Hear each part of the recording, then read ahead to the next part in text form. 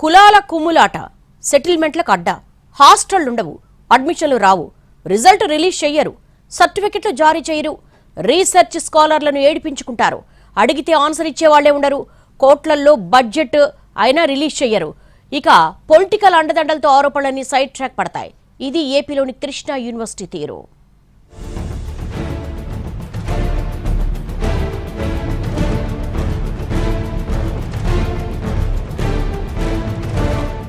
మచిలీపట్నంలోని ఆంధ్ర జాతీయ కళాశాల ప్రాంగణంలో 2008లో కృష్ణా యూనివర్సిటీని ఏర్పాటు చేశారు. అన్ని కోర్సుల్లో కలిపి సుమారు 1400 మంది వరకు విద్యార్థులున్నారు. రెగ్యులర్, కాంట్రాక్ట్ టీచింగ్ కలిపి 72 మంది పనిచేస్తున్నారు. రుద్రవరంలో 88 కోట్ల రూపాయల వ్యయంతో సొంత భవనాలు నిర్మించారు. అందులోకి మారిన తర్వాత యూనివర్సిటీ నిధులతో వైఎస్ రాజశేఖర రెడ్డి స్టాచ్యూని ఏర్పాటు చేశారు. అయితే వివిధ కారణాలతో ఆ విగ్రహావిష్కరణ జరగలేదు. అది వేరే విషయం. కృష్ణా యూనివర్సిటీలో తిష్టవేసిన సమస్యలు అనేకం. 2008లో వర్సిటీ ఏర్పడినా ఇంతవరకు పూర్తి స్థాయిలో వసతులు లేవు. సగం కట్టి వదిలేసిన భవనాలు అధికారుల అలసత్వానికి నిదర్శనంగా కనిపిస్తుంటాయి. ఇక ఇన్సైడ్ జరిగే ట్రేడింగ్, స్కామ్, మాయాజాలం మరో ఎత్తు. కంట్రోలర్ ఆఫ్ ఎగ్జామినేషన్, రీసెర్చ్ విభాగాల్లో పాలన గాడి తప్పింది. అవినీతి మేటలు వేసింది. డిగ్రీ, పీజీ కోర్సులకు పరీక్షలు పూర్తయినా వాల్యుయేషన్ చేయరు. సర్టిఫికేట్ల జారీలోనూ ఆలస్యం. ఈ ఏడాది స్నాతకోత్సవం పుణ్యమా అని వివిధ కోర్సుల పరీక్షా ఫలితాలను ఆగమేఘాల మీద విడుదల చేశారు. కానీ గత 3-4 ఏళ్లుగా రిజల్ట్ లేటు, సర్టిఫికేట్ల ఇష్యూలోనూ లేటు. యూనివర్సిటీకి సంబంధించి విద్యార్థులకు సంబంధించి సరైన వసతులు లేని పరిస్థితి. రెండో దానికి సంబంధించి ఇన్ని సంవత్సరాల్లో కనీసం హాస్టల్ సౌకర్యం కూడా కల్పించని పరిస్థితి. ఇక్కడ కోర్సులు పెడతంలో ఇక్కడ ఉన్న యాజమాన్యం ఒక రకంగా విఫలమైంది. తద్వారానే కోర్సులు తగ్గినాయి. కోర్సులు తగ్గటం వల్ల విద్యార్థులు ఇక్కడ తగ్గిపోయారనే పరిస్థితి అర్థమవుతుంది.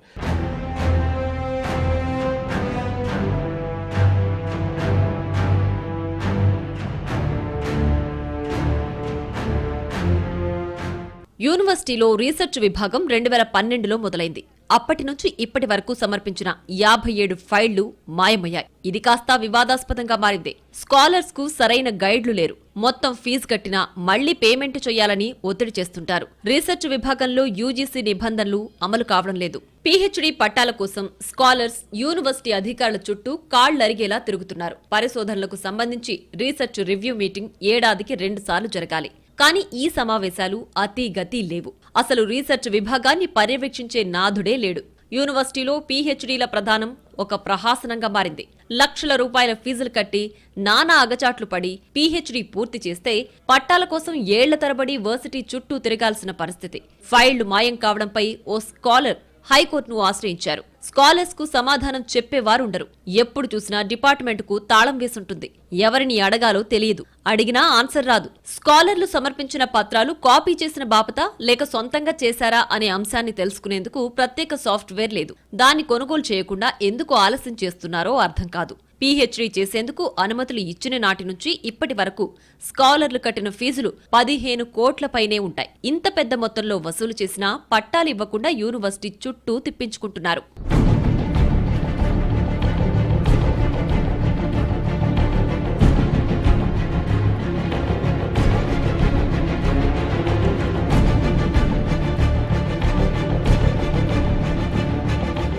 కృష్ణా విశ్వవిద్యాలయంలో 2021లోనే జర్నలిజం కోర్సును రద్దు చేశారు. కానీ విచిత్రంగా 2023లో, 2024లో ముగ్గురికి ఆ కోర్సులో పీహెచ్డీ పట్టాలిచ్చారు. ఇదొక పెద్ద కాంట్రవర్సీ. సాధారణంగా పీహెచ్డీ పత్రాలను వివిధ యూనివర్సిటీలకు సంబంధించిన రీసెర్చ్ రివ్యూ కమిటీ నిపుణులు 4 దశల్లో పరిశీలించి ఓకే అంటేనే పట్టా ఇవ్వాలి. కానీ ఆ నిబంధనలేవి ఇక్కడ వర్తించవు. జర్నలిజం అధ్యాపకుల్లో ఒకరైన సిఎన్ వినయ్ కుమార్ ను అక్రమంగా ఆంధ్ర యూనివర్సిటీకి బదిలీ చేశారు. అయితే జర్నలిజం కోర్సు లేని కృష్ణా యూనివర్సిటీలో పీహెచ్డీ సూపర్వైజర్ గా ఆయనే సంతకం చేయడం ఇక్కడ విడ్డూరం. దీనిపై ఆధారాలతో సహా గవర్నమెంట్ కు ఫిర్యాదులు చేస్తే ప్రభుత్వం విచారణకు ఆదేశించింది. వీళ్ళు అధికారంలోకి వచ్చినప్పుడు ఎవరో ఒకరిని పిలిచి అట్టహాసంగా కార్యక్రమాలు చేసుకుని అది మాది అని చూపించుకునే పనులు చేస్తారు. కానీ దాన్ని డెవలప్ చేయడానికి కానీ కనీసం అక్కడ చదువుకునే పిల్లలకి మినిమం ఫెసిలిటీస్, హాస్టల్ ఏర్పాటు చేయడం కానీ, లేదా అక్కడ ల్యాబుల్లో మినిమం సౌకర్యాలు కలగజేయడం కానీ, ఫ్యాకల్టీ సరైన ఫ్యాకల్టీని పెడతాం కానీ లేకుండా కనీసం అక్కడ పనిచేస్తున్న వాళ్ళకి సరిగ్గా జీతాలు ఇవ్వని పరిస్థితిలో ఈరోజు యూనివర్సిటీ నడిచే పరిస్థితి.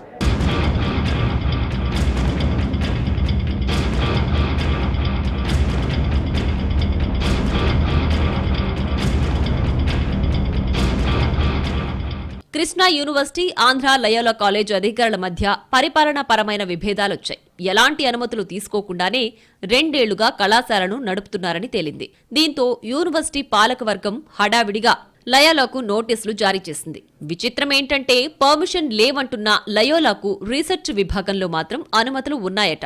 ఇటీవల యూనివర్సిటీకి చెందిన నగదును 2 ప్రైవేటు బ్యాంకుల్లోకి మార్చిన అంశంపై చర్చ నడుస్తోంది. యూనివర్సిటీలో ఎస్బీఐ ఉంది. మొన్నటి వరకు అందులోనే ట్రాన్సాక్షన్స్ జరిగేవి. అయితే ఆ మధ్య 3 కోట్ల రూపాయలను మచిలీపట్నంలోని 2 ప్రైవేటు బ్యాంకుల్లోకి మార్చారు. ఈ విషయం ఆలస్యంగా వెలుగులోకొచ్చింది. ఇది ఎవరి ప్రమేయంతో జరిగింది?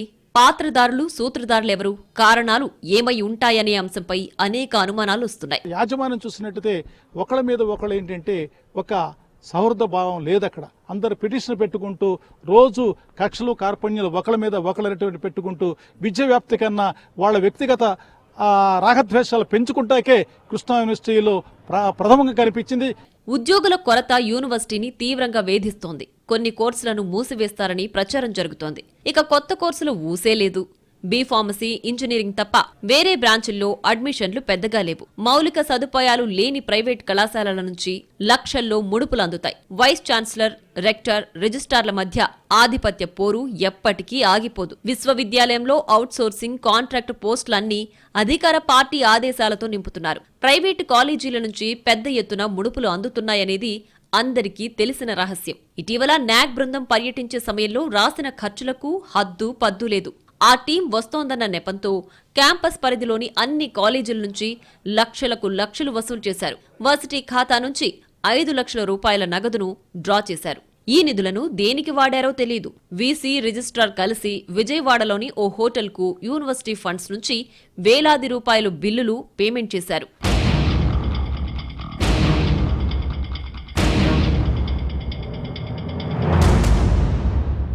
విశ్వవిద్యాలయంలో వివిధ విభాగాలకు అధిపతులకు తెలియకుండానే నిధులు డ్రా అయ్యేవి. భవనాలు నిర్మించకుండానే 25 కోట్ల రూపాయల వరకు బిల్లులెత్తేశారు. ఈ ఆర్థిక అవకతవకలపై ప్రొఫెసర్లు, రిజిస్ట్రార్ను నిలదీశారు. ఎగ్జామినేషన్ కంట్రోలర్ నుంచి 2 కోట్లు, కాలేజ్ డెవలప్మెంట్ కౌన్సిల్ ఫండ్ నుంచి మరో 2 కోట్లు దారిమళ్లాయి. అవి ఎవరి జేబుల్లోకి వెళ్లాయనేది ఇంటర్నల్ గా గొడవ జరిగింది. అయితే ఆ ఫండ్స్ తమ ప్రమేయం లేకుండానే డ్రా అయ్యాయని ఎగ్జామినేషన్స్ కంట్రోలర్, సిడిసి చైర్మన్ చెప్పి చేతులు దులుపుకోవడం ఇక్కడ హైలైట్.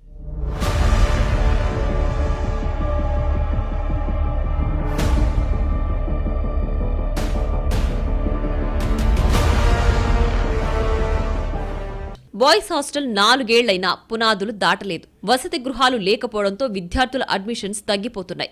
విమర్శలు చెలరేగడంతో పనులు ఈ మధ్యనే మొదలుపెట్టారు.